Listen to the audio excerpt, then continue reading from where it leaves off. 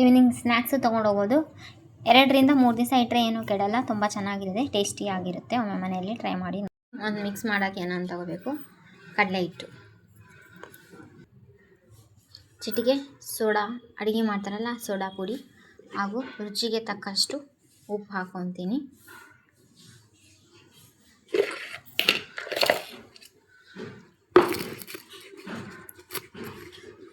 Next ಚೂರು ಖಾರದ ಪುಡಿ ಟೇಸ್ಟ್ ನೋಡಿ ಹಾಕೋಬೇಕು, ಯಾಕಂದರೆ ಖಾರ ಜಾಸ್ತಿ ತಿನ್ನೋದು ಜಾಸ್ತಿ, ಸ್ವಲ್ಪ ತಿನ್ನೋದು ಸ್ವಲ್ಪ. ಚಿಕ್ಕ ಮಕ್ಕಳೆಲ್ಲ ತಿಂತಾರಲ್ಲ, ಹಾಗಾಗಿ ನೋಡಿ ಹಾಕೋ. ಇದನ್ನೆಲ್ಲ ಚೆನ್ನಾಗಿ ಮಿಕ್ಸ್ ಮಾಡ್ಕೊಳ್ಳೋಣ. ಚೆನ್ನಾಗಿ ಮಿಕ್ಸ್ ಮಾಡಿಕೊಂಡು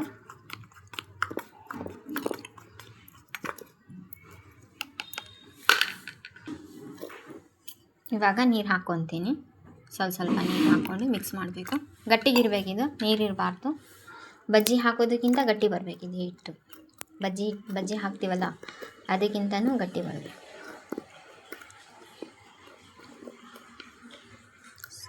ಸ್ವಲ್ಪ ನೀರಿದೆ, ಮತ್ತೆ ಇನ್ನೂ ಸ್ವಲ್ಪ ಹಿಟ್ಟು ಹಾಕ್ತೀನಿ. ಈ ಹದಾಗಿದ್ದರೆ ಸಾಕು, ಬಜ್ಜಿಗಿಂತ ಗಟ್ಟಿ ಬರಬೇಕು.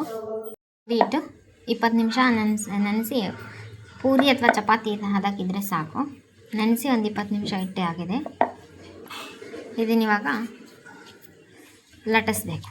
ಚಪಾತಿ ಸೈಜ್ ಲಟ್ಟಿಸ್ತೀನಿ ಇವಾಗ ಚಪಾತಿ ಲಟ್ಟಿಸಿದ್ದೀನಲ್ಲ, ಇನ್ನೂ ದೊಡ್ಡ ಸೈಜ್ ಬೇಕಂದರೆ ಇನ್ನೂ ದೊಡ್ಡ ಸೈಜ್ ಲಟ್ಟಿಸ್ಬೇಕು. ಓಕೆ, ನಿಮಗೆ ಎಷ್ಟು ಸೈಜ್ ಬೇಕೋ ಆ ಸೈಜ್, ದೊಡ್ಡದಿದ್ದರೆ ದೊಡ್ಡದೇ, ಇಲ್ಲ ಮೀಡಿಯಮ್ ಇದ್ದರೆ ಮೀಡಿಯಮ್ ಇದೆ. ಓಕೆ, ಇವಾಗ ಇದಕ್ಕೆ ಕಡಲೆ ಹಿಟ್ಟಿನ ಮಿಶ್ರಣ ಮಾಡ್ಕೊಂಡಿದ್ವಲ್ಲ ನಾವು, ಆ ಮಿಶ್ರಣ ಹಚ್ಚಬೇಕು. ಕಡಲೆ ಹಿಟ್ಟಿನ ಮಿಶ್ರಣ ಇದೆ. ಈ ಕಡಲೆ ಹಿಟ್ಟಿನ ಮಿಶ್ರಣದ ಮಸಾಲೆ ಇದೆಲ್ಲ, ಚಪಾತಿ ಎಷ್ಟು ದೊಡ್ಡದಿದೆ ಅಷ್ಟು ದೊಡ್ಡದಕ್ಕೂ ಹಚ್ಚಬೇಕು. ಎಷ್ಟಾಗಲ್ಲ ಇದೆ ಅಷ್ಟು. ನೀರು ಹಾಕಿ ತಿಳು ಮಾಡಬೇಡ್ರಿ, ಇದು ಹಿಂಗೆ ಗಟ್ಟಿಗೆ ಇರಬೇಕು, ತಿಳು ಆಗೋದೇನು ಬೇಡ. ಇಷ್ಟೇ. ಬಜ್ಜಿಗಿಂತ ಸ್ವಲ್ಪ ಗಟ್ಟಿಗೆ, ಬಜ್ಜಿ ಹಿಟ್ಟು ಹಾಕ್ತೀವಲ್ಲ ನಾವು, ಅದಕ್ಕಿಂತಲೂ ಸ್ವಲ್ಪ ಗಟ್ಟಿ ಬರಬೇಕು.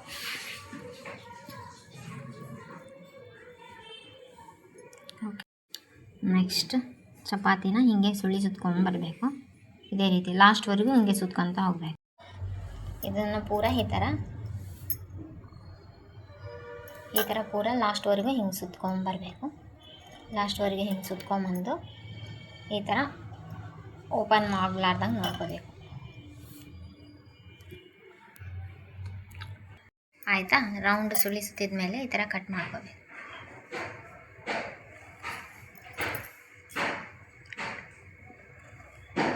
ಎಲ್ಲದು ಒಂದೇ ಸೈಜ್ ಕಟ್ ಮಾಡ್ಕೋಬೇಕು. ಓಕೆ,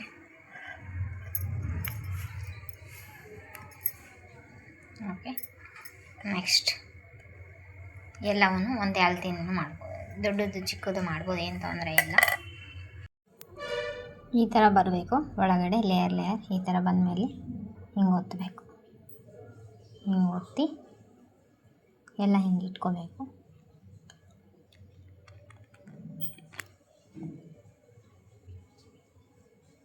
ಸೈಜ್ ದೊಡ್ಡದು ಚಿಕ್ಕದಾದರೂ ನಡೀತಿದೆ, ಏನು ತೊಂದರೆ ಇಲ್ಲ.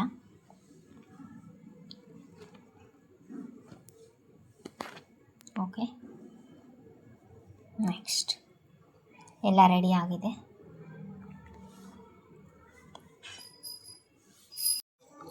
ತುಳಸಿ